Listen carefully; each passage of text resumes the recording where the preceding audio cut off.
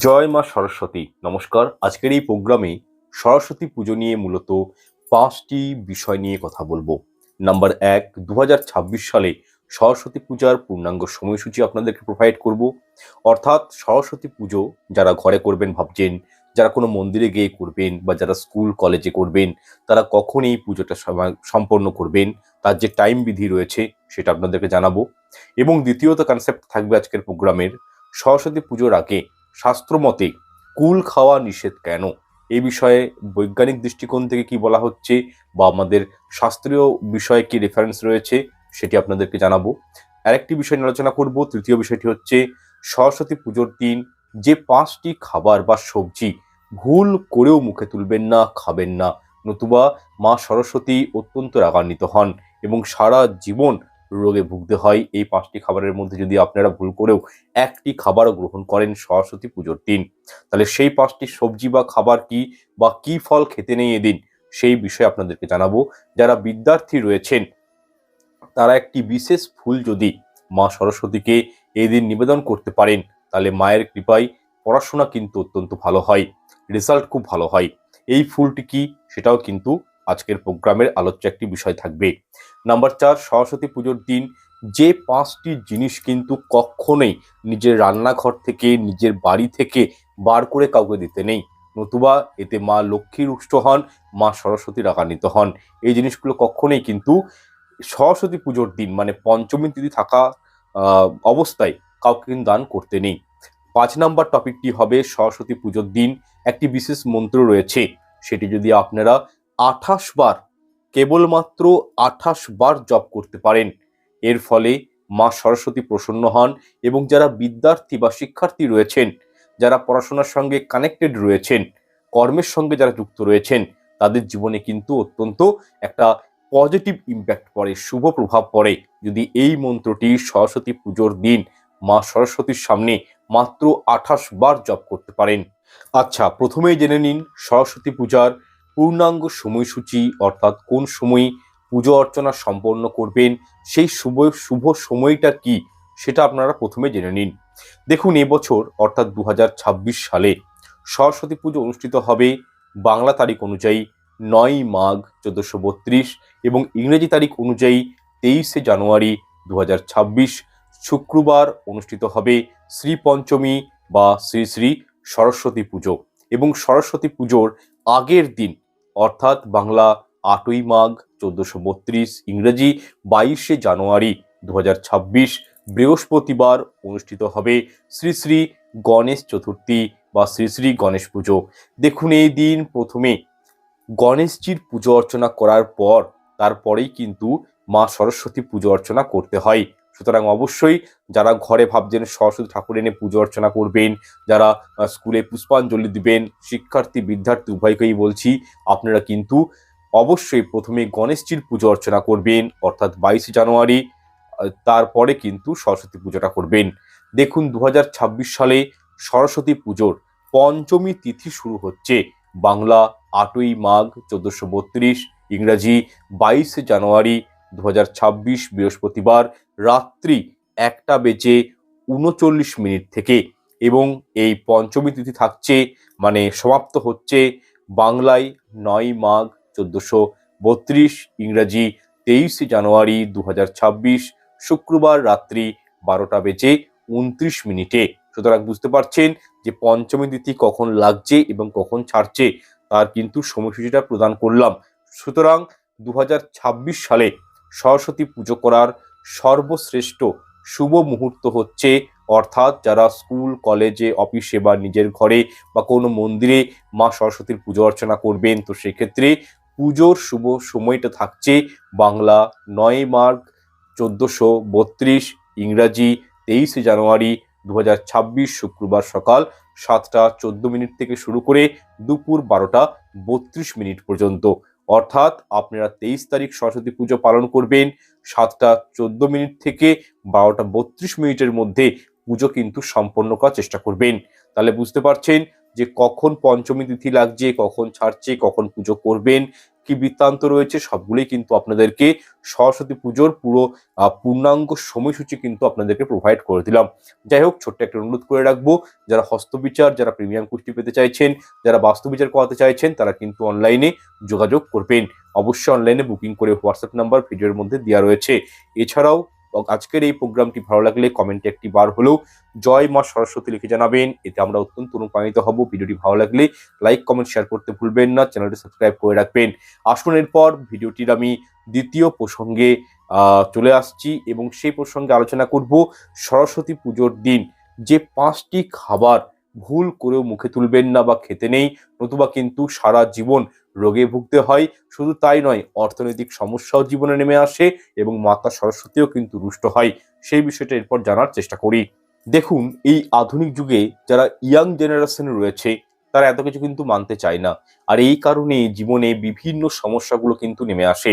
যাই হোক, প্রথমে যে খাবারটি আপনারা সরস্বতী পুজোর দিন খাবেন না সেটি হলো মূলো। দেখুন, মাঘ মাসে মূলো খেলে কি হয়, পারিবারিক সুখ শান্তিগুলো নষ্ট হয়ে যায়, অর্থনৈতিক সমস্যা নেমে আসে এবং রোগ ব্যাধির প্রকোপে কিন্তু মনুষ্যকে পড়তে হয়। দেখুন, মাঘ মাসে মূলোতে এক প্রকার জীবাণু সৃষ্টি হয়, যেটি খেলে কিন্তু গর্ভজাত সন্তানের জন্য খুবই ক্ষতিকারক।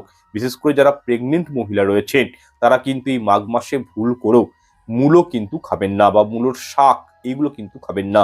এছাড়াও যাদের গ্যাস্ট্রিক আলসার রয়েছে বা গ্যাসের প্রবলেম রয়েছে তাদেরও কিন্তু মূলো খাওয়াটা উচিত নয়, কারণ মূলো চট করে কিন্তু দেখবেন হজম হতে চায় না, আর এর ফলে ডাইজেস্ট প্রবলেম হয় এবং পেট সংক্রান্ত যাবতীয় সমস্যাগুলো কিন্তু সৃষ্টি হয়ে যায়। দেখুন, আমাদের জীবনে যে বড় বড় রোগগুলো আসে সেগুলো প্রত্যেকটাই কিন্তু পেট সংক্রান্ত বিষয়কে নিয়েই হয়।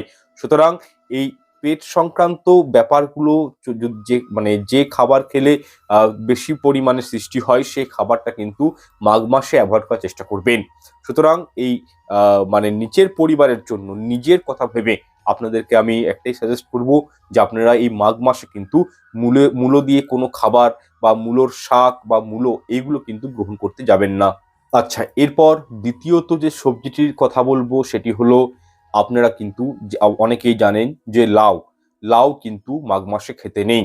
দেখুন, আমাদের বর্ষপঞ্জিকা অনুযায়ী বিশেষ কয়েকটি মাস রয়েছে যে মাসে কিন্তু লাউ মুখে দেওয়া উচিত নয়, এবং বিশেষ করে সরস্বতী পুজোর দিনও আপনারা কিন্তু লাউয়ের কোনো সবজি বা তরকারি এগুলো কিন্তু গৃহে রন্ধন করবেন না, শাস্ত্রমতে নিষিদ্ধ রয়েছে। দেখুন, মাঘ মাসে লাউ খেতে বারণ করা হয়, তার পিছনে একটা লজিক রয়েছে। লাউয়ের মধ্যে এক প্রকার ব্যাকটেরিয়া বা জীবাণু অটোমেটিক সৃষ্টি হয়, আপনি চোখে দেখে বুঝতে পারবেন না, কিন্তু এই জীবাণুটা কিন্তু লাউয়ের মধ্যে এই সময় থাকে, ঠিক আছে, যেটা শরীরে যদি কোনো কারণে চলে যায় তাহলে কিন্তু পেটে ব্যথা, গ্যাসের প্রবলেম এইগুলো কিন্তু অত্যাধিক পরিমাণে বাড়িয়ে দেয়। এবং বর্ষপঞ্জিকা অনুযায়ী মাঘ মাসে লাউ খেতে বারণ করা হয়, তার কারণ এই লাউ যেহেতু চট করে হজম হয় না, তো সেক্ষেত্রে কি হয়, মাথা ধরা বা হেডেক এইগুলো কিন্তু সৃষ্টি হয়ে যায়, শারীরিক সমস্যা দেখা দেয়। এছাড়াও হিন্দু শাস্ত্র মতে সরস্বতী পুজোর দিন লাউ খেলে পিতৃদোষ, গ্রহদোষ এগুলো কিন্তু জাতক বা জাতিকার জন্মকুণ্ডলিতে অত্যন্ত পরিমাণে প্রভাব বিস্তার করে। এরপর তৃতীয় যে খাবারটি খেতে বারণ করব সেটি হলো বেল। দেখুন, আমাদের সনাতন ধর্মে বিভিন্ন তিথি অনুযায়ী বিভিন্ন খাবার গ্রহণের কিছু বিধিনিষেধ রয়েছে। তার মধ্যে বলা হয়েছে যে বেল কখনোই শুক্লা পঞ্চমী তিথিতে খাওয়া উচিত নয়, এর ফলে জীবনে দুঃখ, দুর্দশা এবং কলঙ্কের ভাগীদারি হতে হয়। দেখুন, প্রতিপদ তিথিতে যেমন চাল কুমড়ো খেতে নেই, তৃতীয়ায় যেমন পটল খেতে নেই, চতুর্দশীতে যেমন আপনারা কি খাবেন না, মূলো খেতে নেই, ঠিক তেমনি মাঘ মাসের শুক্লপক্ষের পঞ্চমী তিথিতে বেলের শরবত বা পাকা বেল খাওয়াও কিন্তু আমাদের শরীরের জন্য উচিত নয়, কারণ এই তিথিতে বেল খেলে সামাজিক স্তরে মান সম্মানহানি বা কোনো না কোনো বিষয় নিয়ে কলঙ্কের দাগ জীবনে লেগে যায়। আর পঞ্চমী তিথিতে বেল খাওয়া মানে আপনি আপনার জন্মছকে নিজের সূর্য গ্রহকে, সূর্য প্ল্যানেটটাকে আপনি কিন্তু নিজেই উইক করে ফেলবেন। আর সূর্য কি, সূর্যের বছর 2026টা, আর সূর্য আমাদেরকে কি দেয়, পাওয়ার দেয়। আমাদের মান, যশ, খ্যাতি, সফলতা, সরকারি চাকরিতে একটা কন্ট্রিবিউট করে, ভূমিকা রয়েছে। আমরা যে ব্যবসা করছি সেই ব্যবসাটা কতটা গ্রো হবে, সেই ব্যবসায় কতটা আমাদের নাম ডাক হবে। তো এইগুলো কিন্তু সূর্যগ্রহের কারণে আমাদের জীবনে নাম, ফেম এগুলো কিন্তু আসে। সুতরাং বেলের শরবত কিন্তু পঞ্চমী তিথি চলাকালীন গ্রহণ করতে নেই। এতে কিন্তু সূর্যগ্রহ স্ট্রং হয়ে যায়, মানে ডাউন হয়ে যায়, এবং যার কারণে জীবনে কলঙ্কের দাগ লাগে এবং তার সাথে মানসিক প্রবলেমগুলো বৃদ্ধি পায়, সম্মানহানি হওয়ার একটা যোগ তৈরি হয়ে যায়। সুতরাং বেল কিন্তু আপনারা এই সরস্বতী পুজোর দিন গ্রহণ করবেন না। আচ্ছা, এরপর চতুর্থ যে জিনিসটি আপনারা শ্রী পঞ্চমী বা বসন্ত পঞ্চমীর দিন মুখে তুলবেন না, সেটি হলো করলা, উচ্ছে, নিম এরূপ কোনো তেতো জাতীয় খাবার।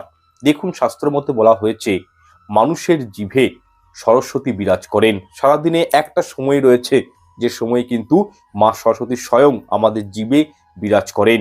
তাই কখনোই মুখে অশ্রাব্য কথা বলা, গালিগালাজ করা, কাউকে কটূক্তি কথা বলা, কাউকে মনোদুঃখ দিয়া কথা বলা, কাউকে ঘৃণার মানে শব্দ উচ্চারণ করা, এগুলো কিন্তু উচিত নয়। মা সরস্বতী অত্যন্ত ক্রুদ্ধ হয় এবং বুধ গ্রহ ডিস্টার্ব হয়ে যায়। সুতরাং সরস্বতী পুজোর দিন আপনারা পড়াশোনার সঙ্গে যুক্ত থাকুন বা না থাকুন, প্রত্যেকের উদ্দেশ্যে বলবো তেতো জাতীয় কোনো খাবার এদিন আপনারা কিন্তু মুখে তুলবেন না বা জিভে স্পর্শ করবেন না। এছাড়াও মাঘ মাসে সবকিছু খাবারে নানান রকম পোকামাকড় সৃষ্টি হয়, যার ফলে এগুলি খেলে শরীরে ব্যাকটেরিয়ার প্রবেশ ঘটে এবং রোগ জ্বালা শরীরে আক্রান্ত হয়ে পড়ে, শরীর মানে খারাপ হয়ে যায়। সুতরাং এই দিন আপনারা কিন্তু কোনো প্রকারের তেতো জাতীয় খাবার থেকে অ্যাভয়েড করার চেষ্টা করবেন। এরপর পঞ্চম যে জিনিসটির কথা বলবো সেটি হলো থোর। দেখুন, এই কলা বা থোর বিভিন্ন পুজোর ক্ষেত্রে ব্যবহার করা হয়। আপনারা দেখবেন কলা গাছের পুজো করা হয়, মানে বিশেষ বিশেষ তিথিগুলোতে আপনারা দেখবেন কলা বউকে রেখে কলা গাছের কিন্তু পুজো করা হয়। বিভিন্ন গ্রামগঞ্জ এখনকার মানে এখনো রয়েছে যেখানে অশ্বত্থ গাছ, বট গাছ, কলা গাছ, জোর গাছ এগুলো কিন্তু পুজো করা হয়। এবং যে কোনো পুজোর আগে শ্রী গণেশ ঠাকুরের পুজো অর্চনার বিধি রয়েছে। এবং আপনারা নিশ্চয়ই জানেন যে গণেশজির পাশেই কিন্তু এই কলা বউ থাকেন। তা বলে গণেশজির বউ নয়, অনেকে ভাবেন যে গণেশজির বউ হচ্ছে কলা বউ, না, ঠিক আছে। গণেশ ঠাকুরের পাশে কলা বউকে রেখে পুজো করা হয়।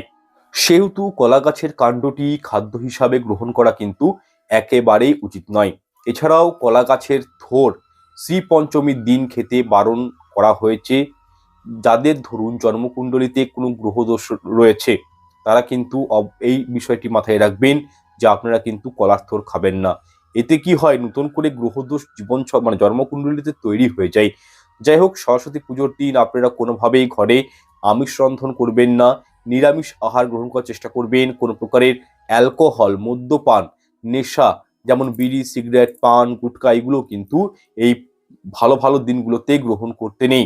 এছাড়াও শুধু সরস্বতী পুজোই নয়, যে কোনো পুজোর ক্ষেত্রেই কোনো প্রকার পোড়া জাতীয় খাবার কিন্তু মুখে তুলবেন না। যেমন বেগুন পোড়া, টমেটো পোড়া, বা হয়তো পোড়া রুটি যেগুলো হয়, বা পোড়া কোনো সবজি আপনারা কিন্তু খাবেন না। কি হয়, মঙ্গলময় দিনে, শুভ দিনে পোড়া জাতীয় খাবার খেলে শাস্ত্র বলছে বা লাল কিতাব বলছে জীবনে দুর্ভাগ্য নেমে আসে। আপনি দুর্ভাগ্যকে নিজের জীবনে আমন্ত্রণ জানাবেন যদি পোড়া জাতীয় কোনো খাবার খান। যাই হোক, সরস্বতী পুজোর দিন নারকেল কুল এবং পলাশ ফুল অবশ্যই নিবেদন করবেন মা সরস্বতীকে, এতে উনি অত্যন্ত প্রসন্ন হন। আমি দেখুন ভিডিওর প্রথমে বলেছিলাম যে যারা পড়াশোনার সঙ্গে যুক্ত রয়েছেন, যারা কর্মক্ষেত্রের সঙ্গে যুক্ত রয়েছেন, যারা জীবনে অগ্রগতি করতে চান, যারা রাহু কেতুর দ্বারা যারা প্রেরিত রয়েছেন, রাহুর ইষ্ট দেবী হচ্ছেন মা সরস্বতী। যারা রাহুর জাতক, যাদের মূলাংচার, যারা যাদের উপর রাহুর দশা চলছে, তারা যদি সরস্বতী পুজোর দিন পলাশ ফুল, নারকেল কুল মা সরস্বতীকে প্রদান করতে পারেন, এতে রাহুদেব অত্যন্ত প্রসন্ন হন, জীবনে উন্নতি হয়। সুতরাং আপনাদের প্রত্যেককে বলবো আপনাদের ছেলে মেয়েদেরকে দিয়ে আপনারা কিন্তু এই ফুলটি মাকে অবশ্যই নিবেদন করুন। তার সাথে কি করবেন, তার সাথে হচ্ছে দেখুন, যদি পারেন হলুদ মিষ্টি বা সাদা মিষ্টি ভোগ হিসাবে মাকে নিবেদন করবেন, নৈবেদ্য হিসাবে। এবং পুজো হয়ে যাওয়ার পর ওই ভোগ আপনারা খেয়ে কিন্তু উপবাস ভঙ্গ করবেন। মানে পুষ্পাঞ্জলি হয়ে গেল, পুষ্পাঞ্জলি হওয়ার পর আপনারা মায়ের একটু ফুল প্রসাদ প্রথমে মুখে নেবেন, তারপর যে ভোগ মাকে দিয়েছেন সেটি কিন্তু গ্রহণ করবেন। তবে আমি প্রত্যেককেই বলবো এই পলাশ ফুল কিন্তু মা সরস্বতী খুব বেজায় খুশি হন। আপনারা দিবেন নারকেল ফুল, ঠিক আছে, পলাশ ফুল এগুলো দিবেন, অবশ্যই মা কিন্তু এতে প্রসন্ন হন। আচ্ছা, এরপর প্রোগ্রামের আমি তৃতীয় অংশে আলোচনা করব, খুব সংক্ষিপ্তভাবে আলোচনাটা করব যে সরস্বতী পুজোর আগে কুল খাওয়া নিষেধ কেন। অনেকেই এখনো জানেন না বিষয়টা। যারা জানেন না তাদের জন্য বলছি, একটু মন দিয়ে দেখবেন প্রোগ্রামটা। এরপরও কিন্তু অনেক কিছু ভাইটাল পয়েন্ট নিয়ে আলোচনা করব। দেখুন, এক্ষেত্রে দেবী সরস্বতী কে? দেবী সরস্বতী হলেন বিদ্যা এবং বুদ্ধির দেবী। প্রতি বছর মাঘ মাসের পঞ্চমী তিথিতে বা বসন্ত পঞ্চমীর দিন দেবী সরস্বতীর পুজো করা হয়। একটা পৌরাণিক কাহিনী পাওয়া যায় যেখানে সরস্বতী দেবীকে তুষ্ট করার জন্য, পৌরাণিক কাহিনীতে বলা হয়েছে যে মাতা সরস্বতী দেবীকে তুষ্ট করার জন্য মহামুনি ব্যাসদেব বদ্রিকাশ্রমে তপস্যা একদা করছিলেন। তো এই তপস্যা শুরুর পূর্বে তার তপস্যা স্থলের কাছেই একটি কিন্তু কুল বীজ রেখে দেওয়া হয় এবং শর্ত দেওয়া হয়েছিল যে এই কুল বীজ অঙ্কুরিত হয়ে চারা, চারা থেকে বড় গাছ, বড় গাছে ফুল থেকে নূতন কুল হবে।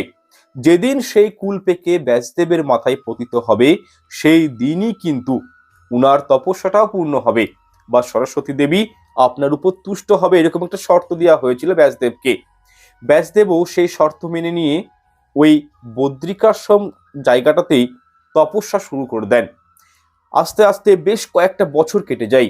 কুল বীজ কিন্তু অঙ্কুরিত হয়ে মানে চারা হয় এবং চারা থেকে একটা বড় গাছ হয় এবং বড় গাছে ফুল থেকে নতুন কুলও হয় এবং একদিন সে একটি পাকা কুল ব্যাসদেবের মাথায় পতিত হয়।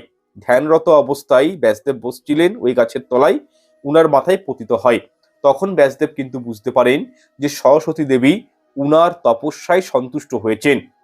দেখুন, কুল বা বড়ই আরেক নাম হচ্ছে বদ্রী, এটা কিন্তু অনেকেই জানেন না। কুলের অপর নাম কিন্তু বদ্রী। তপস্যার সাথে বদ্রীর সম্পর্ক থাকায় ওই জায়গার নাম হয়ে যায় বদ্রিকাশ্রম। ঠিক আছে, দিনটি ছিল যেদিন উনার তপস্যা সার্থক হয়। ওই যে পাকা কুল মাথায় পড়ে ব্যাসদেবের, সেই দিনটা কি ছিল? এই শ্রী পঞ্চমীর দিন। সেদিন বেদমাতা সরস্বতীকে বদ্রী বা কুল মানে ফলটা দিয়ে পুজো অর্চনা করেন, ঠিক আছে, ব্যাসদেব, এবং তিনি ব্রহ্মসূত্র রচনা আরম্ভ করে দেন শ্রী পঞ্চমীর দিন থেকে।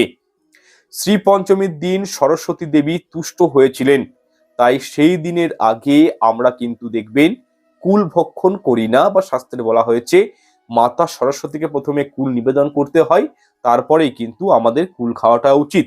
আপনি একজন স্টুডেন্ট, ছাত্র বা ছাত্রী, আপনারও সেটা মানে জেনে রাখা উচিত। এবং যারা কর্মক্ষেত্রে যুক্ত রয়েছে, ফার্স্ট লার্নিং দেন আর্নিং, মা লক্ষ্মীকে তখনই পাওয়া যায় যখন জাতক বা জাতিকার উপর মা সরস্বতীর আশীর্বাদ থাকে। তাই অবশ্যই বলবো, প্রথমে মা সরস্বতীকে তুষ্ট করুন, সন্তুষ্ট করুন, কুল ভক্ষণ করবেন না। কুল হচ্ছে প্রথমে মা সরস্বতীকে প্রথমে নিবেদন করতে হয়, তারপরে পুজো হয়ে যাওয়ার পর সেই কুল আপনারা গ্রহণ করতে পারেন। তো এই শ্রী পঞ্চমীর দিন সরস্বতী দেবীকে কুল নিবেদন করার পরেই কিন্তু কুল ভক্ষণ আমাদের করা উচিত। এছাড়াও বৈজ্ঞানিক দৃষ্টিকোণ থেকে বলা হয়েছে সরস্বতী পুজোর আগে কাঁচা কষযুক্ত কুল খেলে কি হয়? শারীরিক সমস্যা দেখা দেয়, অম্লশূল দেখা যায়। তো সুতরাং সরস্বতী পুজোর আগে কিন্তু কোনো মতেই কুল খাওয়া আপনাদের চলবে না। আচ্ছা, এরপর ভিডিওর চতুর্থ অংশে আলোচনা করব সরস্বতী পুজোর দিন যে 5টি জিনিস কাউকে দিতে নেই সে সম্পর্কে। নাম্বার 1, দেখুন, ছাত্রছাত্রীদের উদ্দেশ্যে বলবো নিজের বই, খাতা, পেন, কলম, এই টাইপ অফ জিনিসগুলো সরস্বতী পুজোর দিন কাউকে দিবেন না বা দান করে দিবেন না। অনেকেই দেখবেন পুরনো বই খাতা রয়েছে, হয়তো রদ্দিবালা এলো নেওয়ার জন্য, আপনারা পুজোর দিন বার করে দিলেন ঘর থেকে। করবেন না, এটা কিন্তু মহা অপরাধের কাজ। দেখুন, এমনটা মনে করা হয় সরস্বতী পুজোর দিনে মা সরস্বতী প্রত্যেকের বাড়িতে, বিশেষ করে যাদের ছোট বাচ্চা রয়েছে, যারা পড়াশোনার সঙ্গে যুক্ত রয়েছেন, তাদের ঘরে কিন্তু উনি আসেন এবং পাঠ্যপুস্তকে অধিষ্ঠান করেন। তো সেক্ষেত্রে যদি আপনারা নিজেদের বইপত্র বা কলম কাউকে দিয়ে দেন, তো সেক্ষেত্রে আপনি কিন্তু নিজের হাতেই মা সরস্বতীকে অন্যের ঘরে পাঠিয়ে দিচ্ছেন, নিজের ঘর থেকে তাড়িয়ে দিচ্ছেন। যার ফলে আপনার ঘরের বাচ্চাদের পড়াশোনার দিকে সমস্যা চলে আসতে পারে, শিক্ষা সংক্রান্ত কিছু প্রবলেম জীবনে কিন্তু চলে আসতে পারে। তাই অনুরোধ করব, এই সরস্বতী পুজোর দিন কাউকে নিজের ব্যবহৃত বইপত্র, কলম বা স্কুল ব্যাগ এগুলো কিন্তু দান করবেন না। নাম্বার 2, দেখুন সরস্বতী পুজোর দিন আপনারা কিন্তু গোটে ধনে বীজ কাউকে দেবেন না। দেখুন এই দিন যদি আপনি আপনার রান্নাঘর থেকে গোটা ধনে বা গুঁড়ো ধনে যদি কাউকে দিয়ে দেন, তাহলে মা লক্ষ্মী এবং মা সরস্বতী উভয় কিন্তু রুষ্ট হন। তার কারণ মা লক্ষ্মী এবং মা সরস্বতী একে অপরের সঙ্গে যুক্ত। এছাড়াও গোটা ধনে অন্যকে দিলে বাচ্চাদের পড়াশোনার প্রতি মনোযোগ ক্রমশ কমতে থাকে এবং বুধ গ্রহ ডিস্টার্ব হয়ে যায় এবং পড়াশোনার প্রতি আগ্রহটা বাচ্চাদের কমে যায়। এছাড়াও সত্যি বলতে অর্থ রোজগার করার জন্য আমরা মা লক্ষ্মীকে মনে মনে রাখি, ঠিক আছে, কিন্তু লার্নিং ছাড়া কিন্তু জেনে রাখবেন কখনোই আর্নিং সম্ভব নয়। তাই প্রথমেই মা সরস্বতীকে মন থেকে ডেকে তারপরে মা লক্ষ্মীর আরাধনা করা উচিত। যাই হোক, গোটা ধনে কেউ যদি এই দিন চাইতে আসে, আপনারা আপনারা পাড়া প্রতিবেশীর লোক বা কেউ হয়তো চাইতে এলো, এই দিন কিন্তু তাদেরকে এই গোটা ধনে কিন্তু দিবেন না। কারণটা একটু খুলে বলার চেষ্টা করবেন। নাম্বার 3, সরস্বতী পুজোর দিন নিজের ব্যবহৃত বাদ্যযন্ত্র, যেমন অনেকেই হারমোনিয়াম শেখেন, ডুগি তবলা শেখেন, পিয়ানো বা গিটার, বা আপনার ঘরে হয়তো বীণা বা সেতার রয়েছে বা কাঁসর ঘন্টা রয়েছে, যাই হোক এইরূপ কোনো মিউজিক্যাল ইনস্ট্রুমেন্ট এই দিন কিন্তু অন্যের ঘরে পাঠাবেন না, অন্যকে ব্যবহার করতে দিবেন না। কারণ পড়াশোনার পাশাপাশি মা সরস্বতী হলেন সঙ্গীত চর্চার দেবী।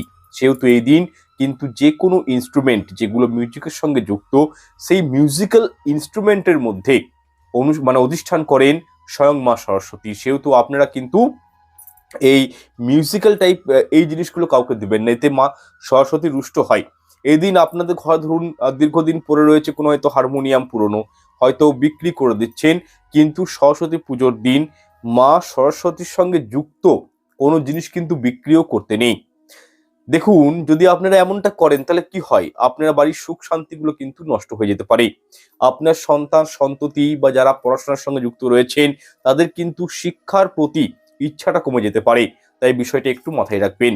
নাম্বার 4, নিজের বাড়িতে ব্যবহৃত কুলো বা ঝাঁটা কাউকে সরস্বতী পুজোর দিন দান করবেন না।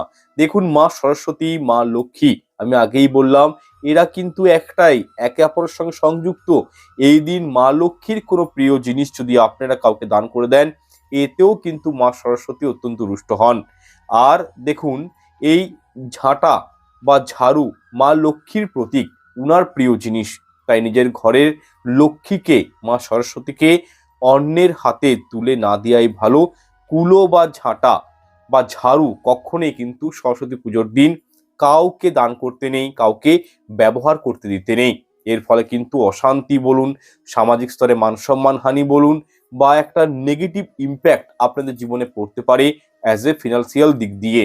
নাম্বার 5, দেখুন সরস্বতী পুজোর দিন যদি আপনাদের কাছে কেউ লবণ, হলুদ, সরিষার তেল বা ঘি চাইতে আসে, এগুলো কিন্তু কাউকে কখনোই দেবেন না। শুধু সরস্বতী পুজোর দিনই না, যে কোনো পবিত্র অনুষ্ঠানে, যেগুলো মাঙ্গলিক কাজকর্মের দিন, সেই দিনগুলোতে কিন্তু রান্নাঘর থেকে কখনোই এই জিনিসগুলো অন্যের হাতে তুলে দিতে নেই বা কাউকে দান করতে নেই। এর ফলে ঘরে অর্থাভাব শুরু হয়ে যায়, দরিদ্রতা ঘরের মধ্যে প্রবেশ করে যায়, বাস্তু দোষ তৈরি হয়ে যায় এবং কি জাতক জাতিকাদের জন্মকুণ্ডলিতে নবগ্রহের দশাও শুরু হয়ে যায়। দেখুন বিষয়গুলি খুবই ছোট্ট ছোট্ট, তবে হ্যাঁ এগুলি একটু মনে রাখার বিষয়। আমি অনুরোধ করব যে কয়েকটা পয়েন্ট আমি আপনাদেরকে বলছি সেগুলো কিন্তু আপনারা একটু মনে রাখবেন এবং যেভাবে জীবনটাকে চলার কথা বলছি, সরস্বতী পুজোর দিনটাকে মেনে চলার কথা বলছি, সেগুলো যদি আপনারা মেনে চলেন মঙ্গল কিন্তু আপনাদেরই হবে। এছাড়াও সরস্বতী পুজোর দিন যদি আপনার ঘরে কোনো ভিক্ষুক আসে, তো সেক্ষেত্রে সামর্থ্য মতো অবশ্যই তাকে সাহায্য করার চেষ্টা করবেন, খালি হাতে ঘুরিয়ে দেবেন না। কারণটা এমন বলা হয়, দেখুন দেবদেবীরা কখন কি রূপ নিয়ে আসে কার বাড়িতে সেটা কিন্তু বলা মুশকিল। যদি কোনো পশু পাখিও আপনাদের এদিন বাড়িতে আসে, তাকে কিছু খাওয়ান, নিজে হাতে কিছু খাওয়ান, এতে পুণ্যি লাভ হয়। কোনো যদি গরিব মানুষ আপনাদের বাড়িতে আসে, তাকে খালি হাতে ঘুরিয়ে দিবেন না, তাকে কিছু খাওয়ান। তবে হ্যাঁ, সরস্বতী পুজোর দিন গোমাতাকে কখনোই বাসি খাবার খাওয়াতে নেই। এর ফলে কিন্তু জন্মছকেই পিতৃদোষ শুরু হয়ে যায়। নবগ্রহের দশা জীবনে কিন্তু পরিব্যাপ্ত হয়, যার ফলে কিন্তু পরিবারে অমঙ্গল দেখা দেয়, পারিবারিক আয় উন্নতি কমে যায়, বৈষম্যতা লক্ষণীয় হয় এবং সর্বকর্মে অসফলতা আসে। তাই আমি পুনরায় বলছি, গোমাতাকে সরস্বতী পুজোর দিন বা কোনো ভিক্ষুক এলে তাকে কিন্তু বাসি বা মানে পচা খাবার কিন্তু খেতে দিয়ে দিবেন না ভুল করে। আবার আপনারা একটু ফ্রেশ খাবার দেখে খাওয়াবেন। বা এই শীতকাল চলছে, যদি কোনো গরিব মানুষ আসে, এদিন আপনারা বস্ত্র দান করতে পারেন, একটা কম্বল নিজের সামর্থ্য মতন দান করতে পারেন, এতে পুণ্য অর্জন হয়। এখানে আরো একটা বিষয় বলে দিচ্ছি, সরস্বতী পুজোর দিন কালো বস্ত্র পরিধান কখনোই করবেন না, লাল বস্ত্র পরিধান করবেন না। হ্যাঁ, যদি পারেন অবশ্যই হলুদ বস্ত্র ধারণ করতে পারেন, কারণ হলুদ বস্ত্র বা হলুদ রং মা সরস্বতীর অত্যন্ত প্রিয়। যাই হোক, শাস্ত্রে বলা হয়েছে মনুষ্য জীবের মধ্যে মা সরস্বতীর বাস, সুতরাং সরস্বতী পুজোর দিন ঝুট ঝামেলা অশান্তি কারোর সাথে করবেন না, এবং কি বাড়ির মানুষজনদের সাথে সৎ ব্যবহার করার চেষ্টা করবেন, সবার প্রতি নম্র ভদ্র ব্যবহার রাখবেন, কাউকে এমন কোনো কথা বলবেন না যেন আপনার কথায় তার চোখে জল আসে। এই দিন কিন্তু এগুলো উচিত নয়। পারলে অবশ্যই একটি হলুদ রঙের ফুল গাছের চারা নিজের বাড়িতে অবশ্যই লাগান সরস্বতী পুজোর দিন। এর ফলে অখণ্ড সৌভাগ্য লাভ হয়, ঘরের মধ্যে যে পরিবেশটা রয়েছে তার মধ্যে কিন্তু ইতিবাচক শক্তি অত্যন্ত গ্রো হয়। এছাড়াও সরস্বতী পুজোর দিন প্রত্যেকেই মনে ভক্তি রেখে নিজের মাতা পিতাকে অবশ্যই প্রণাম করবেন, এর ফলে মাতা সরস্বতী অত্যন্ত প্রসন্ন হন, এবং গুরুজনদের আশীর্বাদ নেওয়া কিন্তু আবশ্যক সরস্বতী পুজোর দিন। আচ্ছা, এরপর ভিডিওর পঞ্চম অংশে আলোচনা করব সরস্বতী পুজোর দিন এই মন্ত্রটি 28 বার জপ করলে আপনার জীবনে সফলতা আসতে বাধ্য। দেখুন, একটা জিনিস লক্ষ্য করবেন, যারা পড়াশোনার সঙ্গে যুক্ত, যাদেরকে কম্পিটিটিভ এক্সাম দিতে হয় বা মাধ্যমিকের এক্সাম দিচ্ছেন বা কোনো ইন্টারভিউ দিতে যাচ্ছেন, তো সেক্ষেত্রে আপনার যতই পড়াশোনা করুন না কেন, পরীক্ষার একটা টেনশন, পরীক্ষার একটা দুশ্চিন্তা, ভয়, মানসিক চাপ, এগুলো কিন্তু দেখবেন পরীক্ষাকে কেন্দ্র করে আপনাদের জীবনে থাকেই। মাথায় একটা হেডেক চলে যতক্ষণ না পরীক্ষাটা হচ্ছে। কিন্তু এই মন্ত্রটি পাঠ যদি নিয়মিত বেসিসে করতে পারেন, তাহলে মানসিক চাপ, পরীক্ষার ভয়, এগুলো কিন্তু অনেকখানি দূরীভূত হয়ে যায়, মা সরস্বতীর কৃপা দৃষ্টি পাওয়া যায়। দেখুন, সরস্বতী পুজোর দিন এই মন্ত্রটি আপনারা পাঠ করতে শুরু করে দিন। যারা পড়াশোনার সঙ্গে যুক্ত রয়েছেন তাদের জন্য বলবো, দেখুন, মা সরস্বতীর এটি একটি কিন্তু প্রভাবশালী মন্ত্র, বীজ মন্ত্র। এইটি পাঠ করলে মা সরস্বতীর ব্লেসিং পাওয়া যায়। দেখুন, প্রতিদিন 28 বার এই মন্ত্রটি মা সরস্বতীর ছবি, মানে যে কোনো মূর্তি বা ছবির সামনে শুদ্ধ বস্ত্রে বসে কিন্তু জপ করবেন, কিন্তু সময় রাখবেন একটাই। মানে ধরুন, আপনি সকালে এই মন্ত্রটি পাঠ করছেন, তো কন্টিনিউ সকালেই করবেন, দুপুরে পাঠ করলে দুপুরেই করবেন, রাত্রে পাঠ করলে রাত্রেই করবেন, টাইমটা কিন্তু একটাই হবে। যাই হোক, এই মা সরস্বতীর বীজ মন্ত্রটি হলো ওম এং হ্রিং শ্রিং বদ বাগ্যাদিনী সরস্বতী তুষ্টি পুষ্টি তুভ্যং নমঃ। একদম সিম্পল মন্ত্র, এটি আমি ভিডিও ডেসক্রিপশন বক্সে দিয়ে দেবো, আপনারা সেখান থেকে লিখে নিতেও পারেন। এতে যে মায়ের কৃপাপ্রাপ্ত হবেন তাতে কোনো সন্দেহ নেই। স্বল্প মেধাবী ছাত্র বা ছাত্রীর ক্ষেত্রেও বলবো, এই মন্ত্রটি জাদুর মতো কাজ করে। এছাড়াও সকলের ক্ষেত্রেই কিন্তু এই মন্ত্রটি কাজ করবে চোখে পড়ার মতো। যেসব ছাত্র বা ছাত্রীরা পড়াশোনায় বড্ড অমনোযোগী, বা যাদের স্মরণ শক্তি অত্যন্ত দুর্বল, বা যারা তাদের সন্তানদের, যারা নিজের সন্তানদের বিদ্যায় সফলতা প্রত্যাশা করেন, এছাড়া যারা বহু জ্ঞানের অধিকারী হতে চান, যারা উচ্চ বিদ্যায় সফলতা পেতে চান, প্রখর বুদ্ধি অর্জন করতে চান, তারা এই মহাশক্তিশালী মন্ত্রটি অবশ্যই আপনারা পাঠ করুন। সরস্বতী পুজোর দিন থেকে শুরু করুন এবং ডেইলি বেসিসে 28 বার করে একটাই সময়ে আপনারা কিন্তু এটি পাঠ করুন। সাফল্য লাভ অবশ্যই হবে, জীবনে সুফল পাবেন, মা সরস্বতীর ব্লেসিং লাভ হবে। এরপর ভিডিওটির পঞ্চম অংশে আলোচনা করব সরস্বতী পুজোর দিন কোন কর্মগুলো ভুল করেও করতে যাবেন না, নতুবা জীবনে চরম দুর্ভাগ্য নেমে আসবে এবং মা সরস্বতী আপনাকে ছেড়ে চলে যেতে পারে যদি আপনারা এই ভুলবশত এই কর্মগুলো সরস্বতী পুজোর দিন সম্পাদন করেন।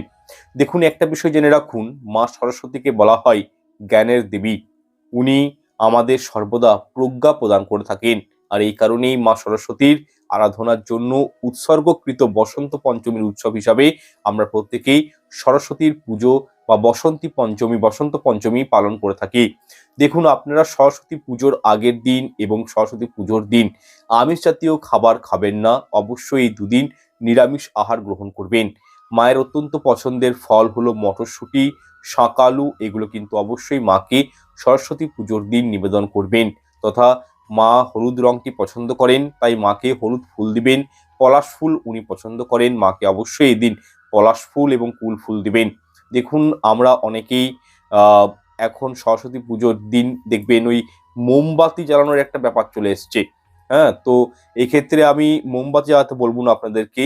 আপনারা একটা কাজ করবেন, বড় ধরনের মাটির প্রদীপ বা পিতলের প্রদীপ নিয়ে নেবেন এবং সেটি ঘিয়ের প্রদীপ হোক বা সরিষার তেলের প্রদীপ মা সরস্বতীর পুজোর সময় অবশ্যই নিজে হাতে প্রজ্বলিত করবেন। মোমবাতি জ্বালানোর প্রয়োজন নেই। আমাদের বৈদিক শাস্ত্র অনুযায়ী প্রদীপ দেওয়া হতো মা সরস্বতীর উদ্দেশ্যে। দেখুন, দ্বিতীয়ত যে বিষয়টা নিয়ে আলোচনা করব, কোনো পরিস্থিতিতেই আপনারা সরস্বতী পুজোর দিন কোনরূপ ক্ষৌর কর্ম অর্থাৎ চুল, নখ, দাড়ি এইরূপ বিষয়গুলো একটু অ্যাভয়েড করে দেবেন। হিন্দু বৈদিক শাস্ত্র অনুযায়ী এগুলো কিন্তু কোনো শুভ কাজে করা উচিত নয়, কারণ শাস্ত্র মতে এগুলোকে অশুভ কাজ বলে মনে করা হয়। তৃতীয়ত বিষয়টা হচ্ছে, আপনারা যখন মাকে অঞ্জলি দিবেন বা মায়ের পুজো অর্চনায় বসবেন, সেদিন মা সরস্বতীর সামনে যে প্রদীপ আপনারা প্রজ্বলিত করবেন সেই প্রদীপ কখনোই যেন নিভে না যায়, সেই বিষয়টা কিন্তু আপনাদেরকে খেয়াল রাখতে হবে। বড় প্রদীপ নিবেন, তেল বেশি দিবেন এবং সেটি যেন পুজো সম্পন্ন না হওয়া পর্যন্ত, ঠিক আছে, প্রজ্বলিত হয়ে থাকে, সেই বিষয়টা মাথায় রাখবেন। চতুর্থ বিষয়টি হচ্ছে, আপনারা সরস্বতী পুজোর দিন কখনো কোনরূপ কালো রঙের বস্ত্র পরবেন না।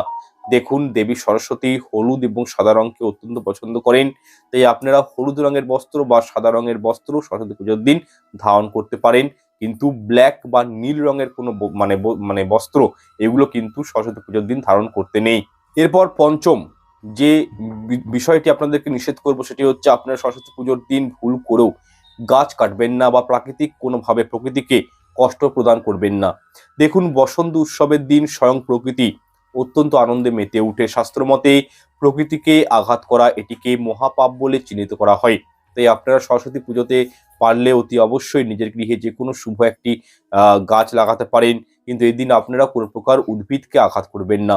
দেখুন, এমন অনেকেই আছেন যারা চাষবাস করেন, তারা কিন্তু এই দিন ফসল কাটবেন না। যে কাজটাই আপনারা করছেন, যে সফল আপনারা মানে ফসলটা আপনারা জমিতে লাগিয়েছেন, সেটা কিন্তু সরস্বতী পুজোর দিন তুলতে যাবেন না। এরপর ষষ্ঠ বিষয়টি হলো, কোনো পরিস্থিতিতেই যাই হয়ে যাক, সরস্বতী পুজোর দিন আপনারা কারোর সাথে, নিজের পরিবারের সাথে বলুন, বাইরের কারোর সাথে বলুন, ঝগড়া বিবাদ অশান্তিতে জড়িয়ে পড়বেন না। কাউকে মনোদুঃখ দিয়া কথা বলবেন না, এতে মা সরস্বতী কিন্তু রুষ্ট হন। আপনারা দেখবেন এই কার্যগুলো করলে নানান রকম বিপদ আপদ আপনাদের জীবনে কিন্তু ধেয়ে আসতে বাধ্য। এছাড়াও সরস্বতী পুজোর দিন মণ্ডপের প্রত্যেকটা মানুষের সঙ্গে সৎ ব্যবহার রাখার চেষ্টা করবেন, হাসি খুশিভাবে পুজো অর্চনা সম্পন্ন করার চেষ্টা করবেন। আপনারা পুষ্পাঞ্জলি প্রত্যেকেই দিবেন। অনেকেই ভাবেন যে সরস্বতী পুজো শুধু ছোট বাচ্চাদের, স্কুল কলেজের ছাত্রদের, তা কিন্তু নয়। সরস্বতী মাতা আমাদের জীবনের প্রথম থেকে রয়েছে, উনি ছাড়া জীবনে বড় হওয়াটা অসম্ভব। তাই প্রত্যেকেই যারা কর্মজীবনে যুক্ত রয়েছেন, যারা অনেকটাই বয়সও যাদের হয়ে গেছে, তারাও কিন্তু সরস্বতী পুজো করতে পারেন। জীবনে চলার পথে প্রতিটা মুহূর্তে মা সরস্বতীর ব্লেসিং আমাদের জীবনে প্রয়োজন। কারণ একটা কথা বলে রাখি, ফার্স্ট হচ্ছে আর্নিং, দেন আর্নিং। যদি জীবনে ইনকাম করতে চান, লক্ষ্মী লাভ করতে চান, তাহলে কিন্তু মা সরস্বতীর ব্লেসিং প্রথমে প্রাপ্তি করতে হবে। আর মা সরস্বতীর ব্লেসিং পাওয়া যায় মায়ের যদি একনিষ্ঠভাবে পুজো অর্চনা করতে পারেন। তাই প্রত্যেককেই বলবো, আপনারা একনিষ্ঠ বিশ্বাস রাখুন মায়ের প্রতি এবং নিজের মনস্কামনা মাকে জ্ঞাপন করে মা সরস্বতীর পুজো করুন। দেখবেন উনি খুব শান্ত দেবী, ভক্তের একটুতেই কিন্তু উনি কথা শুনেন। তো সেক্ষেত্রে নিজের পড়াশোনার জন্য, নিজের কেরিয়ারের জন্য, নিজের জীবনে চলার জন্য, সফলতা প্রাপ্তির জন্য, বিদ্যা বুদ্ধি প্রজ্ঞার জন্য, শান্ত মনের জন্য, ঠিক আছে, আপনারা কিন্তু মা সরস্বতীর পুজো অর্চনা করুন। বিশেষ করে আমি আগেই বললাম, রাহুর যার উপর প্রবলেম রয়েছে, যেসব জাতক জাতিকারা রাহুর দ্বারা প্রেরিত, তারা কিন্তু অবশ্যই মাতা সরস্বতীর পুজো স্টার্ট করে দিন। ডেলি বেসিসে দেখবেন রাহু শান্ত হয়ে যাবে এবং আপনাদের জীবনে প্রসপারিটি আসবে। যাই হোক, প্রোগ্রামটি দীর্ঘায়িত করছি না, আর এখানে শেষ করছি। দেখা হচ্ছে পরের অনুষ্ঠানে। ঈশ্বর আপনাদের মঙ্গল করুক। কমেন্টে একটি বার হলেও লিখবেন জয় মা সরস্বতী, এতে আমরা অত্যন্ত উপকৃত হব। দেখা হচ্ছে পরের ভিডিওতে। নমস্কার, ধন্যবাদ।